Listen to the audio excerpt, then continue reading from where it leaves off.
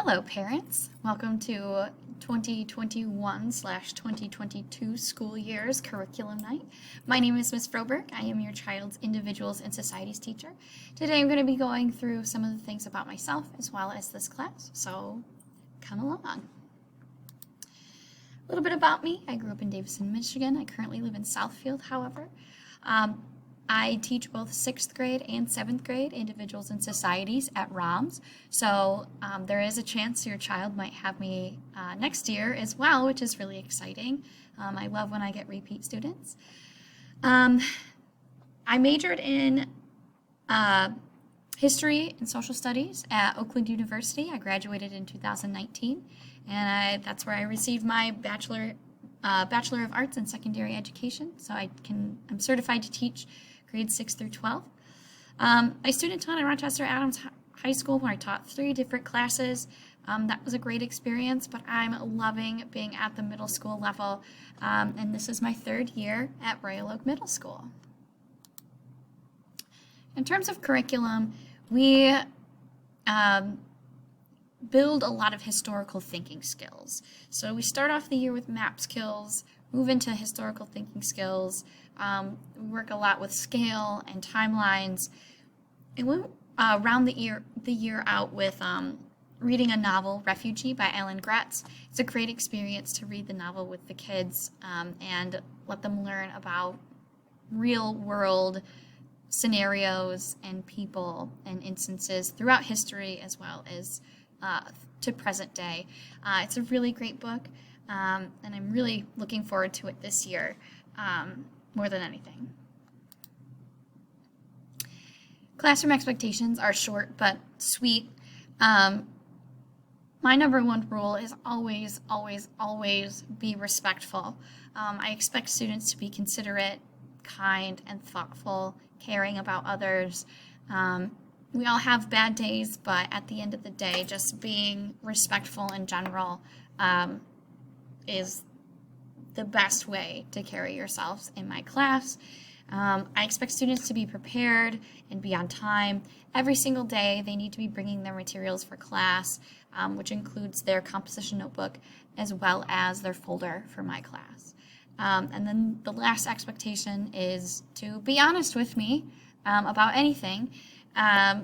If they need help, I really, really want them to ask. It's a big switch from online learning and virtual school into a middle school. So I really want them, when they have questions, please ask them. Please, please, please. They've done a really good job so far, but asking is always the best policy. In terms of grading, what's on the screen here is basically a lot of fancy words for we do standards-based grading here at ROMS. What this means is that we want to get this idea of like, oh, 90 to 100, that's an A, and getting those percentages like out of our heads. Standards-based grading is a great thing because all students learn differently, all students move at different paces in terms of their mastery of content and their learning. So what that does is it lets students grow as an individual as opposed to shooting for just that, percentage. We have 2 main criteria that we're graded on in this class: knowledge and understanding and communication. And all of their assignments for classwork, homework, things that we do on a day-to-day basis, that actually won't hurt their grade at all, which is really nice because it's practice. It's leading up to practice for their assessment. Their assessment is graded on a 8-level mastery rubric, and that is where their grade will be calculated. Now, when it gets closer to like the end of the marking period or when report cards come out, I do have linked on my Canvas page more information about grading as well as a grade calculator, so we can all go over that if you have questions once it gets to that point in time. But it's pretty straightforward once you kind of get the hang of what's going on. So the main takeaway here is we want to move away from that percentage points type thinking and onto their level of mastery in terms of learning, which is what I really like about standards-based grading. I think I'm in the way here of this bottom part. Viewing grades on Canvas is actually really easy. It's a student's responsibility to check grades.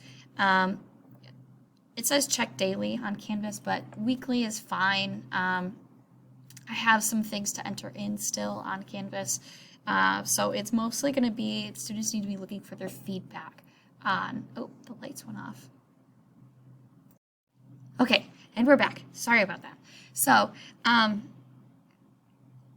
the main thing that students are going to want to look for on Canvas is their feedback. So all assignments that are day-to-day work, formative assessments, whatever you want to call them, they will be posted as complete or incomplete, and then from there I'll post a lot of feedback. Hey, I would like to see more detail, need a little bit more here, but really good job on this part.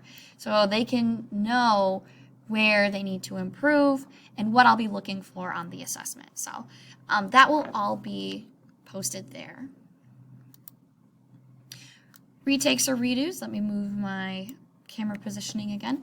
All assignments and assessments are actually eligible for retakes.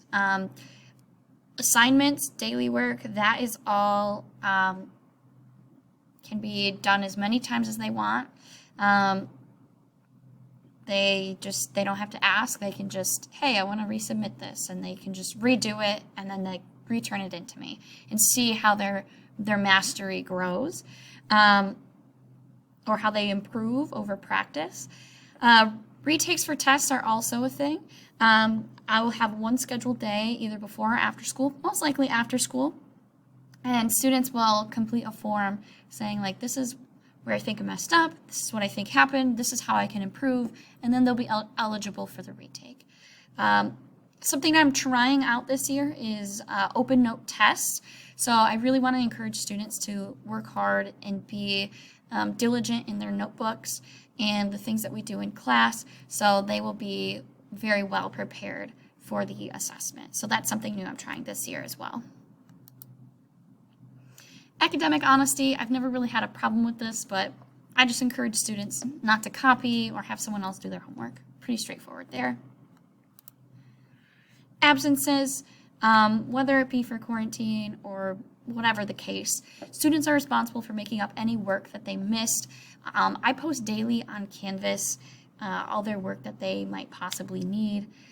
So that is available for them. I also have an absent work folder for any like notes or handouts that I give out in class. Like if they don't have access to a printer at home to print those things, when they return, they can see those sheets. But as they miss, I highly encourage them to check Canvas daily. Canvas is like our one-stop shop for everything. And then finally, contact information. I'm available Monday through Friday, 8 to 3:30. You can reach me. It's my first name, last name, @royaloakschools.org.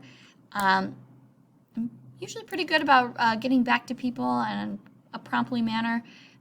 Expect a response within 24 hours. And that's pretty much it. I'm really excited to be working with you and your child this year. And have a great rest of your night.